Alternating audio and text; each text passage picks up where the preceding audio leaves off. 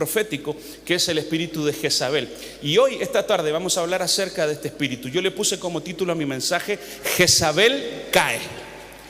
Yo no sé cuántos pueden decir amén a eso. Di conmigo: Jezabel va a caer en el nombre de Jesús. Amén. Y quiero que vayamos rápidamente a la palabra. Saludamos también a toda la gente que está viéndonos a través de Facebook, ¿verdad? A través de todas las plataformas digitales. Dios te bendiga. Y vamos a leer Apocalipsis 2, el verso 18, la Nueva Traducción Viviente. Y lo dice así la palabra del Señor: escribe esta carta el ángel de la iglesia de Tiatira. Este es el mensaje del Hijo de Dios, el que tiene ojos como llamas de fuego y los pies como bronce pulido. Yo sé todo lo que haces, he visto tu amor, tu fe, tu servicio, tu paciencia con perseverancia, y veo tu constante mejoría en todas estas cosas. ¿Cuántos creen que cada vez que Dios nos habla, siempre nos va a afirmar primero? Siempre nos va a decir lo bien que lo estamos haciendo. Porque ¿cuántos saben que no todo es malo? Estamos haciendo cosas buenas, ¿verdad? Me gusta como dice: tengo una queja contra ti, que permites esa mujer, esa Jezabel, que se llama a sí misma profetiza, lleva a mis siervos por el mal camino. Ella les enseña a cometer pecado sexual y a comer alimentos ofrecidos a ídolos. Le di tiempo para que se arrepintiera, pero ella no quiere abandonar su inmoralidad.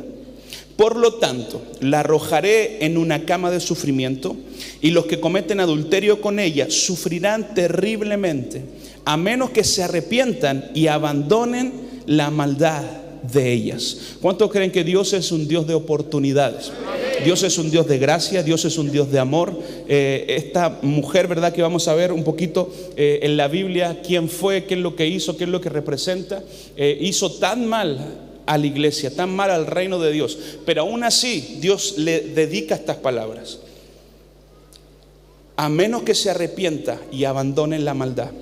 Verso 23 dice: heriré de muerte a sus hijos. Entonces todas las iglesias sabrán que yo soy el que examina los pensamientos y las intenciones de cada persona, y les daré a cada uno de ustedes lo que se merezca.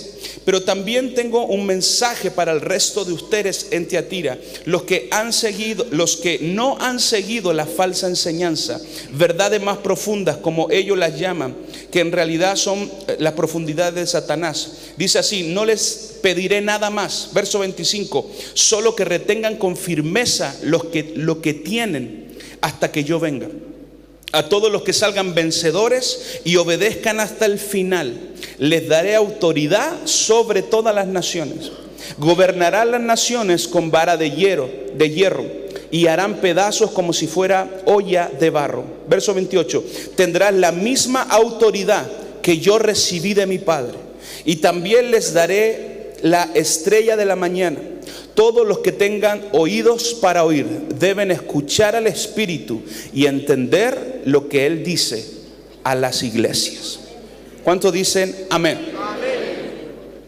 Todos, si no han leído un poquito el Apocalipsis, muchos de los primeros versos, ¿verdad?, es Juan dedicándole palabras a diferentes iglesias. Apocalipsis fue un libro que fue escrito por unos discípulos del Señor. Y lo más interesante de esto es que cuando Dios comienza a hablar, Dios nos quita el velo. La palabra del Señor no solamente es para nuestra enseñanza, la palabra del Señor es para quitarnos el velo que no nos deja ver las verdades de Dios. La palabra del Señor nos da revelación. Apocalipsis fue escrita por Juan en la isla de Patmos en su vejez, y el apóstol Juan fue aquel discípulo que se recostó en el pecho de Jesús, a quien Jesús le reveló secretos que a otros no. Como por ejemplo le reveló quién lo iba a traicionar. La intimidad y la cercanía con Jesús nos dará revelación. La intimidad con Dios nos traerá revelación. Dios quiere revelar, quiere mostrar sus secretos, lo cual ojo no vio ni oído ha oído, son las cosas que subirán al corazón de los que le aman. ¿Cuántos aman al Señor? Amén. Y hay muchas cosas que dice en este verso, pero me quiero enfocar en en el verso 24, que dice que como no se arrepintió y se mantuvo en su inmoralidad, la voy a enfermar y la voy a echar a la cama. Hay una versión que dice, la voy a enfermar gravemente y voy a herir a sus hijos. Si pudiéramos ponerle un subtítulo a este mensaje, sería los hijos de Jezabel. Este espíritu, Jezabel no es un hombre ni una mujer. Jezabel es un espíritu que puede ocupar a un hombre o a una mujer. Y tenemos que entender que lo que Dios está haciendo este año 2020 con nosotros es llevarnos a un nuevo nivel de fe, llevarnos a un nuevo nivel de confianza en el Señor, un nuevo nivel de confianza en el profeta de Dios, en el pastor, en el hombre de Dios que Dios ha puesto delante de nosotros. Pero el espíritu de Jezabel va en contra del espíritu profético, y creemos con todo el corazón que lo que Dios va a hacer este año 2020, si creemos a la palabra del Señor y si creemos al profeta, es que vamos a estar seguros y nos va a ir bien. Pero ¿cuántos creen que cuando nos va bien, el diablo va a ocupar todo lo que tiene en su artillería para levantarse en contra de nosotros, para resistir la palabra, para que la palabra sea infructuosa? La Biblia dice que la palabra es vida y es eficaz, pero también dice que las riquezas de este mundo ahogan la palabra y la hacen infructuosa. Cada vez que Dios te da una palabra en este lugar, siempre va a haber una guerra que salgas de aquí. Va a haber una guerra para que esa palabra no quede, no tenga el efecto que Dios quiere que tenga. La Biblia dice que la palabra del Señor es más cortante que una espada de doble filo, y tiene un efecto en cada uno de nuestros corazones. Si creemos a la palabra del Señor, vamos a ver resultados sobrenaturales. Pero cada vez que recibimos una palabra como la que hemos recibido esta semana, la que recibimos esta mañana, la que está recibiendo en este momento, siempre va a haber una lucha que se va a levantar para que tú no creas ni pongas por obra la palabra. Pero nosotros no solamente somos oidores, somos hacedores de la palabra. Y lo que más me impresiona de estos versículos es que este espíritu tenía hijos. En otras palabras, este espíritu busca multiplicarse. Y quiero que podamos entender a la luz de la palabra cómo identificar este espíritu que sigilosamente se puede meter en la iglesia. Esta palabra no era para el mundo. Esta palabra, esta exhortación estaba siendo para la iglesia de Teatira. Comienza diciendo, doy gracias al Señor porque han avanzado mucho. Doy gracias al Señor porque he visto tus primeras obras, pero tengo algo contra ti, que has permitido la entrada a esta mujer Jezabel. Usted y yo, como iglesia del Señor, nuestra función es cerrar la puerta a este espíritu para que no pueda entrar en nuestra casa y en nuestra familia. Jezabel significa la no exaltada o la no controlable. Hay otra definición que significa 5 habitaciones, que es imposible de controlar. Y las características de este espíritu: número 1, es un espíritu de manipulación. Manipulación no es lo mismo que motivación. Manipulación es convencer o persuadir a alguien para mi bien propio, para mi provecho. Motivar es convencer o persuadir a alguien para el bien común. ¿Se entiende la diferencia? Dios te puede dar una palabra de motivación, pero Dios nunca te va a dar una palabra de manipulación. Aún Dios, siendo Dios, nunca te va a manipular a hacer nada. Podrá atraerte, podrá guiarte, podrá tratar de motivarte a tomar buenas decisiones, pero Dios es un Dios que Él respeta nuestra voluntad. Por eso la Biblia dice que tenemos que rendir nuestra voluntad a la voluntad del Señor. Pero Dios nunca va a venir a manipularte. Y de eso hablábamos el jueves, que la profecía es una palabra de Dios a través de la vida de alguien, pero cuando no está en el orden correcto y cuando no está en cobertura, se puede transformar en manipulación. Y nosotros en esta iglesia entendemos y creemos en la profecía, creemos en el don profético, pero también creemos en el orden de Dios. Y creemos que la palabra mayor es la Biblia, es la palabra del Señor. Y cuando estamos aquí todos sentados, es momento de escuchar la palabra mayor. Y creo con todo mi corazón que Dios está levantando hoy en la iglesia, más que nunca, una revelación de su palabra, para que no solamente nosotros podamos impartirla, sino que tú tengas la capacidad de recibirla. Yo decía el jueves, no hay nada más profético que creer, porque no importa qué don tengamos, no importa si alguien viene y te da una profecía muy exacta, si no la crees, no va a tener efecto. Por eso tenemos que creer en el Señor y creer en el profeta, creer en el hombre de Dios, honrar la palabra que Dios trae a través del profeta que Dios ha puesto en nuestra casa. ¿Y cuánto le dan gracias a Dios? Porque tenemos un profeta en esta casa, tenemos un pastor en esta casa, que es nuestra guía, que es la persona que tenemos que seguir. Pero no se confunda. Tenga mucho cuidado cuando alguien venga y le diga, así dice el Señor. Si esa palabra no exhorta, no edifica y no consuela, no es una profecía. No confundas un buen deseo con una palabra de Dios. Si tienes un buen deseo sobre la vida de alguien, anda y bendice a esa persona.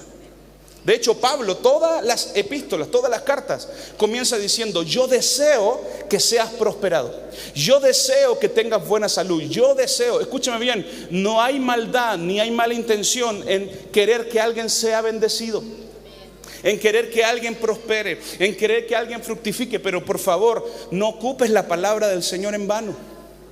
Tenga cuidado con decir, así dice el Señor, si usted está tan seguro de eso. La Biblia dice que el profeta se conoce porque lo que dice se cumple. Creemos que Dios puede hablar, pero también creemos que Dios te puede hablar a ti. Tenemos la capacidad de oír la voz del Espíritu Santo y actuar. ¿Cuántos dicen amén?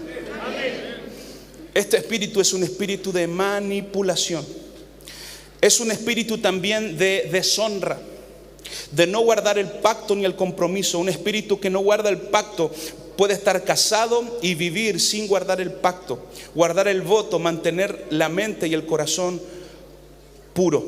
Este espíritu busca tratar de que romper y corromper nuestro corazón. También es un espíritu de lujuria y de inmoralidad. Me gusta el verso 23 que dice, le di tiempo para que se arrepintiera, pero ella quiere mantenerse y no quiere abandonar su inmoralidad. Tiene hijos espirituales que buscan multiplicarse. Debes detener este espíritu que opera y necesitamos identificarlo y tomar el control de nuestra vida. ¿Cuántos dicen amén? Y luego habla que va a matar a sus hijos. Y quiero hablar un poquito acerca de los hijos de este espíritu. Y el primer hijo es la lujuria. Lujuria en el latín significa abundancia exuberante.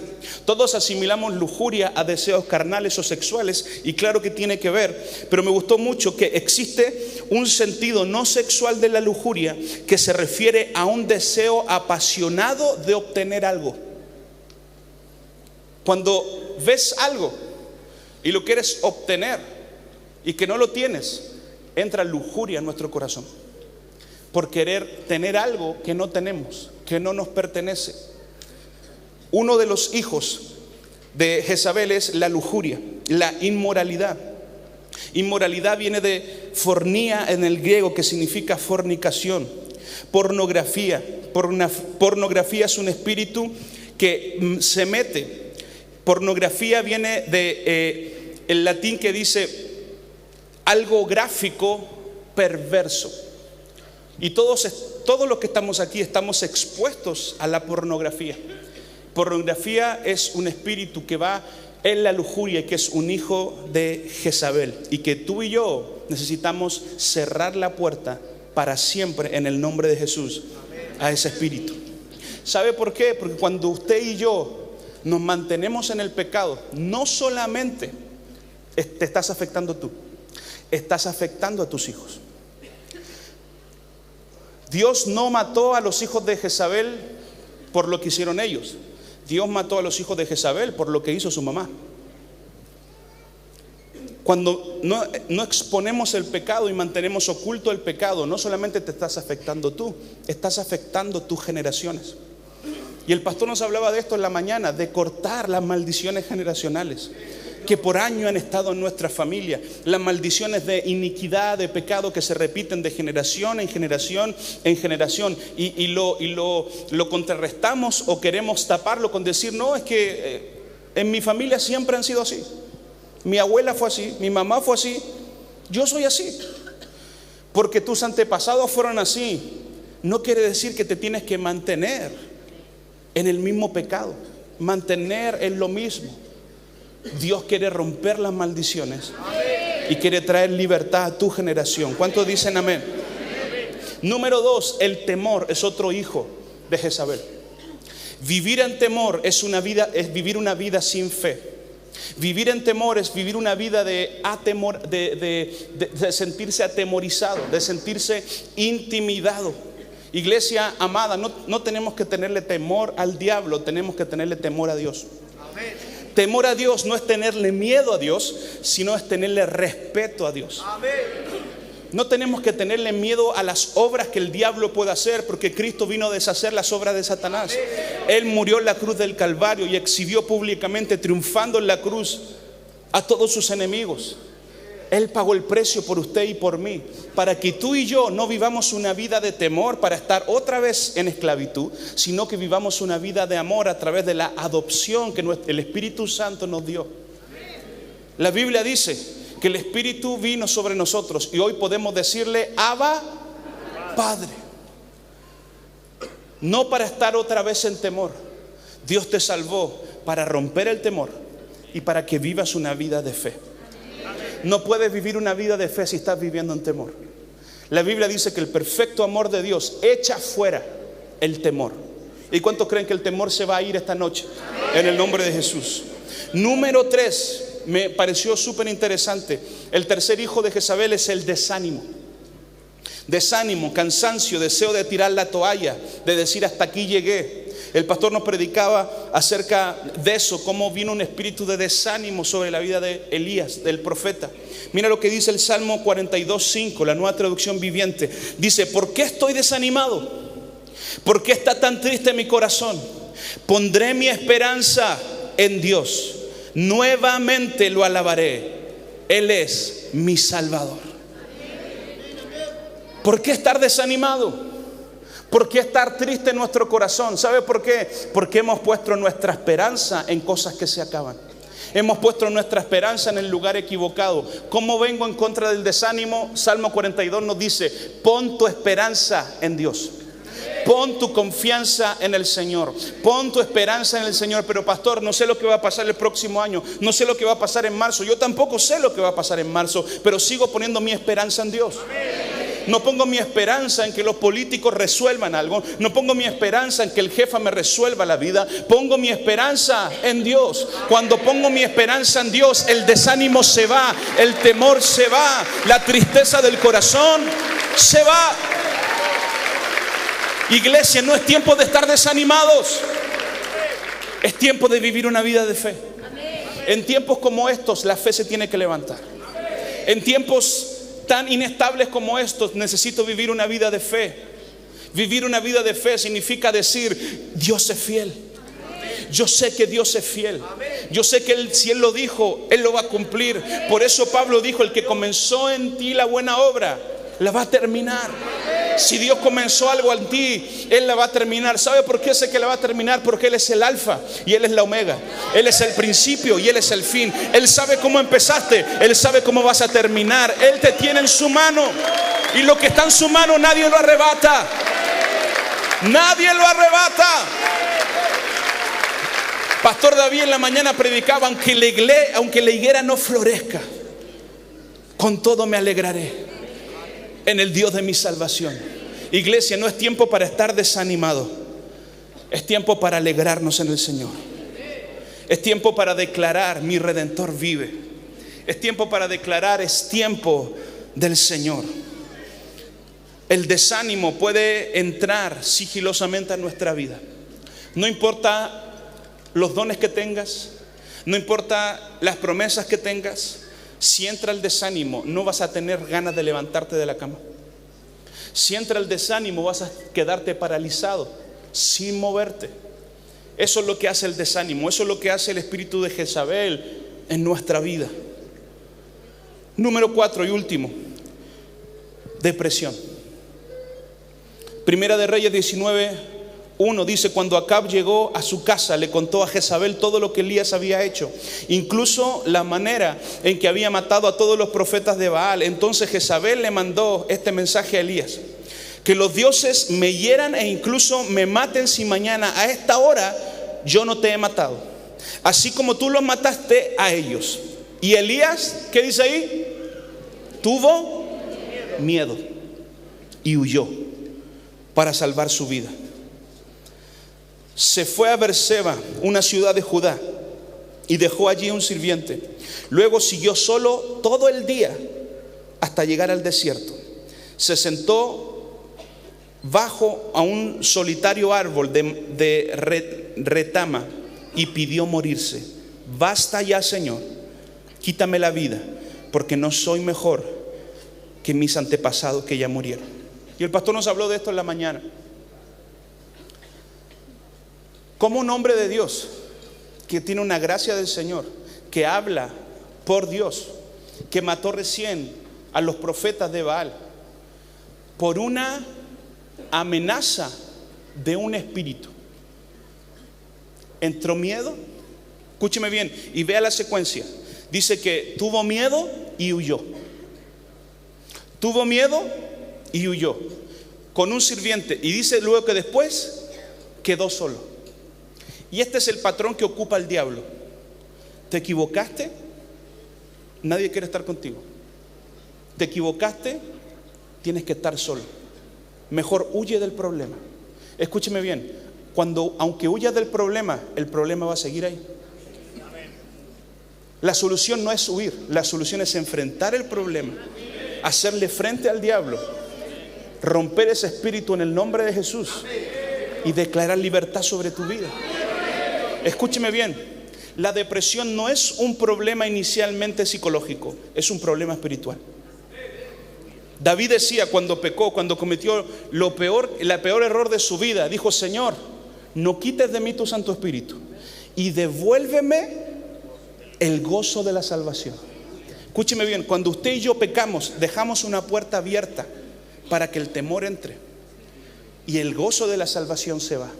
¿Por qué la gente vive en depresión? Porque pecaron, nunca se arrepintieron y nunca hicieron esta oración: Señor, devuélveme el gozo de la salvación. ¿Sabe por qué? Porque el gozo de la salvación es tu fortaleza. El gozo de la salvación es el motor de nuestra vida. Por eso la gente que no conoce al Señor vive una vida de iniquidad y de pecado. Estos espíritus hacen lo que quieren con ellos y por eso dejan puertas abiertas. Nunca las cerraron. El gozo de la salvación se fue porque nunca estuvo. Y viven una vida deprimidos, entristecidos, enojados con todo el mundo y en soledad. ¿Conoces a gente que vive en depresión? ¿Cuál es el patrón de ellos? La soledad. No quieren estar con nadie. Cierran las cortinas. Ni siquiera quieren que el sol esté con ellos. Elías le pasó esto. Dejó una puerta abierta y el temor entró. El miedo entró. Y cuando entró el miedo, la soledad vino. El desánimo vino. Hasta llegar al punto de decir: quítame la vida. Y si hay personas aquí que han llegado a ese punto, yo quiero declarar una palabra sobre tu vida. Aún hay esperanza en el Señor. Aún hay esperanza en el Señor. Si estás respirando, hay esperanza. Yo predicaba en la radio el otro día, cuando a Pablo y Silas los metieron a la cárcel, los azotaron, les quitaron la ropa, les pegaron, los metieron en el calabozo de más adentro, en el peor calabozo de todos, y le sujetaron los pies. Pero cometieron un error los que lo encarcelaron: no le taparon la boca. No le taparon la boca. Si tienes tu boca y nadie te está tapando la boca, hay esperanza para salir del problema en el que estás.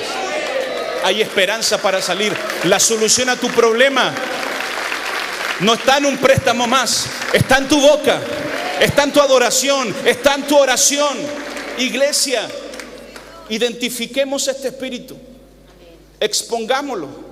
Identifica cuál es la puerta que abriste Y esta noche ciérrala en el nombre de Jesús. Reprende al diablo y él va a huir de tu vida. En ningún lugar la Biblia dice peleen con el diablo, sino que dice resístanlo, porque él ya está vencido, él ya está derrotado. Iglesia, el diablo no tiene autoridad sobre tu vida. Le conté a algunas personas que iba a hablar acerca del espíritu de Jezabel y algunos me dijeron, uy. ¿Alguien vio la película Beetlejuice? Que no lo podían nombrar mucho porque como que Jezabel es Beetlejuice, así como que no se puede hablar de ella. No le tenemos miedo al diablo, no le tenemos miedo a sus demonios. ¿Saben por qué? Porque estamos del lado vencedor. Estamos del lado que gana, estamos del lado que ya, escúchame bien, ya lo vamos a ver ahora. ¿Sabe dónde está Jezabel? Muerta. ¿Sabe dónde está Cristo? Sentado a la diestra del Padre, intercediendo por ti y por mí. Jezabel y sus demonios no tienen la autoridad que Cristo nos dio en la cruz del Calvario. Toma tu autoridad, iglesia. Toma la autoridad que el Señor te dio. Segunda de Reyes 9 dice: mientras tanto, el profeta Eliseo mandó a llamar a un miembro del grupo de profetas. Prepárate para viajar, le dijo. Llévate este frasco de aceite de oliva y ve a Ramot de Galad y busca a Jehú, hijo de Josafat, hijo de Nimsi. Llévalo a un cuarto privado, lejos de sus amigos, y derrama el aceite sobre su cabeza. Entonces el joven profeta hizo lo que se le indicó y fue a Ramat de Galad. Cuando llegó, encontró a Jehú sentado junto a otros oficiales del ejército. Tengo un mensaje para usted, comandante, le dijo. ¿Para quién de nosotros?, preguntó Jehú. Para usted, le contestó. Esto dice el Señor: yo te unjo para que seas rey de Israel. Luego abre la puerta y corre por tu vida. Entonces Jehú dejó a los otros y entró en la casa. Acto seguido, el joven profeta derramó el aceite sobre la cabeza de Jehú y dijo: esto es lo que es el Señor, Dios de Israel. Dice: yo te unjo rey del pueblo de Israel. Tú destruirás a la familia de Acab, tu amo. Así vengaré el asesinato de mis profetas y todos los siervos del Señor a quien Jezabel mató. Dios unge a Jehú, hijo de Josafat.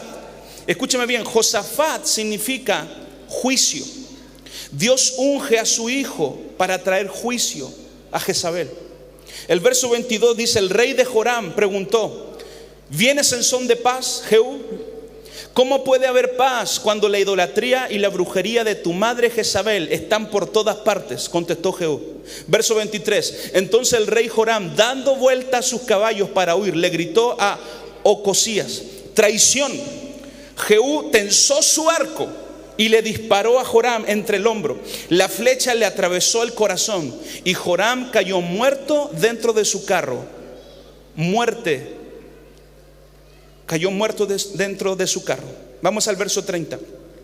Cuando Jezabel, reina madre, supo que Jehú había llegado a Jezreel, se pintó los párpados, se arregló el cabello y se sentó frente a una ventana.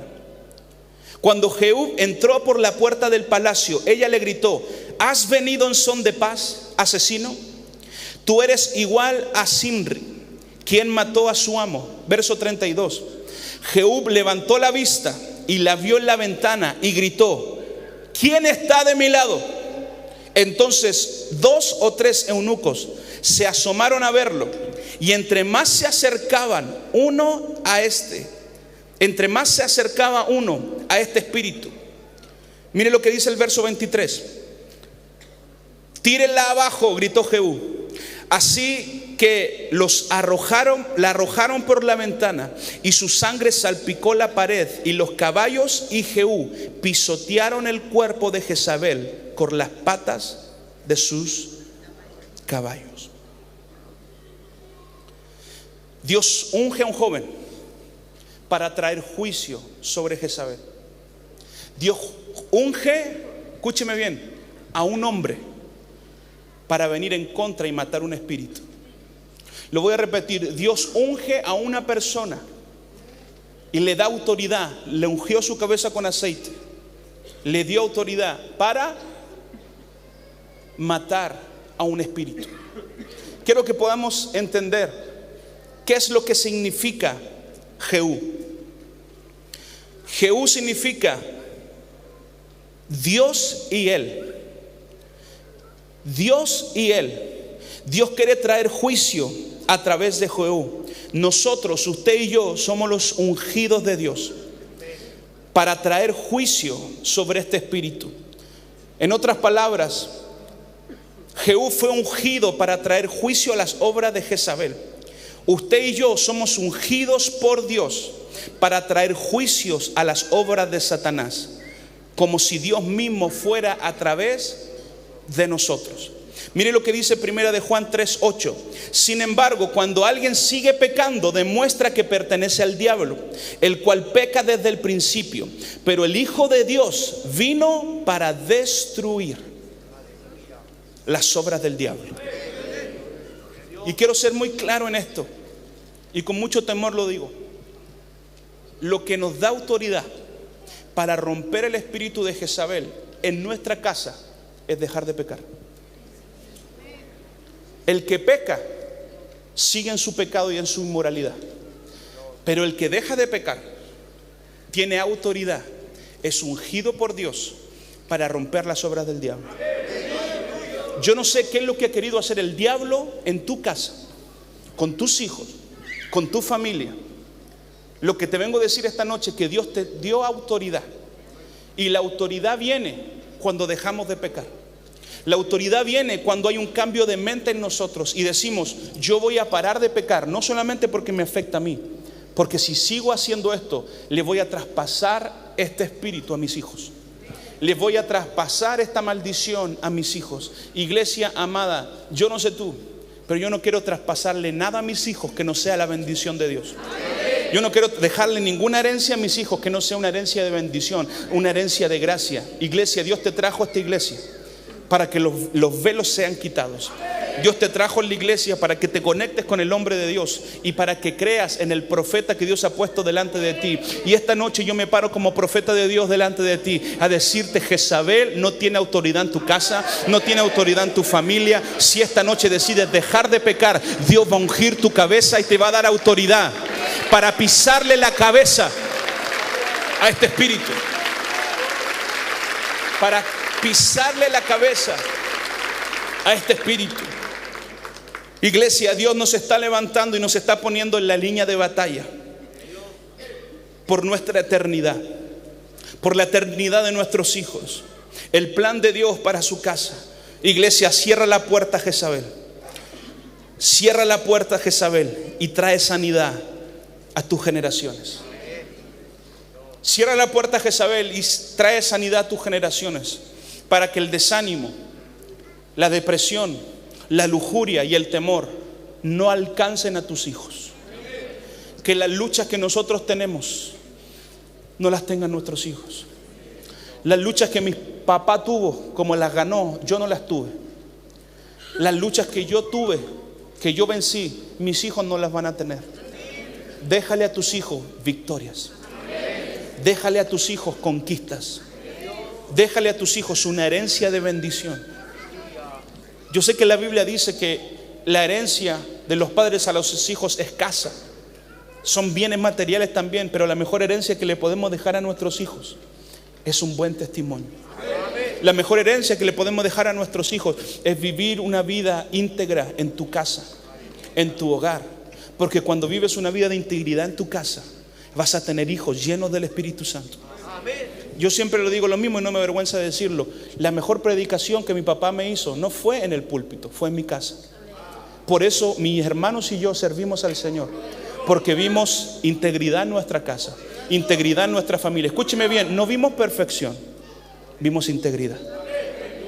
Si podemos mostrar integridad a nuestros hijos, nuestras generaciones van a servir al Señor. Nuestras generaciones van a servir al Señor.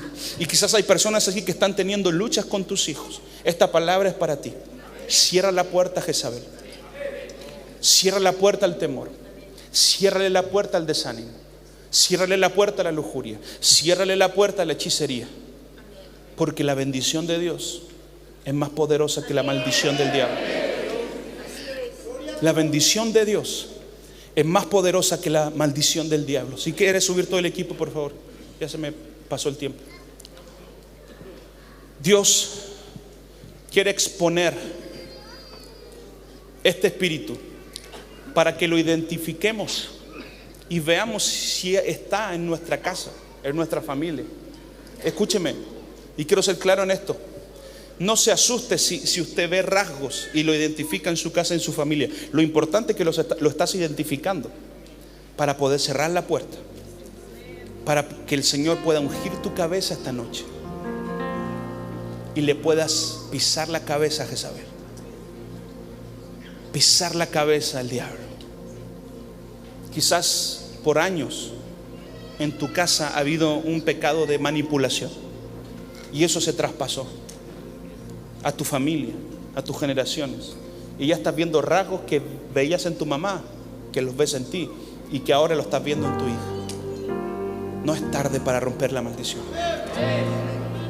No es tarde para romper la maldición y declarar: hay libertad en el nombre de Jesús.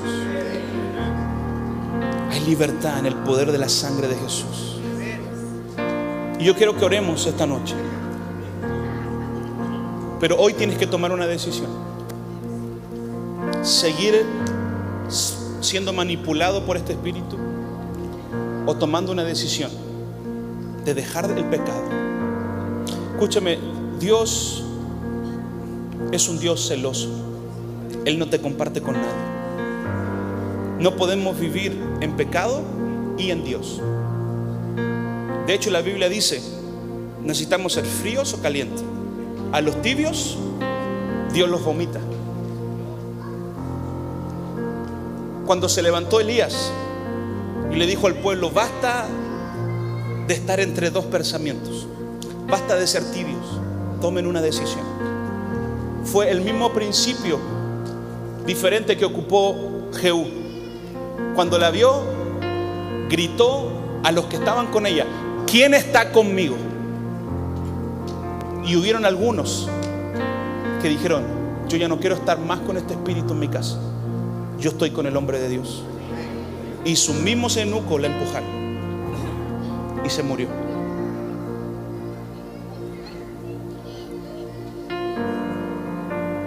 Todo temor se va a ir esta noche. Todo desánimo se va a ir esta noche.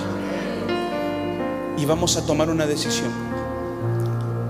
Voy a dejar el pecado y voy a tomar el camino de Dios, el camino de la santidad. La Biblia dice que la santidad es un camino, es una calzada. Que no tenemos que ser perfectos, tenemos que decidir caminar por Él. Dios conoce tu corazón. Y si Él ve hoy verdadero arrepentimiento, Él va a volcar el cuerno de aceite sobre ti. Te va a ungir para sacar ese espíritu de tu casa, ese espíritu de tu familia. Y quiero ser, con mucho respeto quiero decir esto: hay cosas que en tu casa no han cambiado porque no tienen la autoridad para sacarlas. Pero por eso venimos y nos conectamos con una iglesia, para escuchar el consejo, escuchar la palabra del Señor, alinear a lo que Dios nos dice. Todos tenemos luchas, pero si entendemos que las luchas que tenemos ya las ganamos en Cristo Jesús, somos más que vencedores por medio de aquel que venció la cruz del Calvario.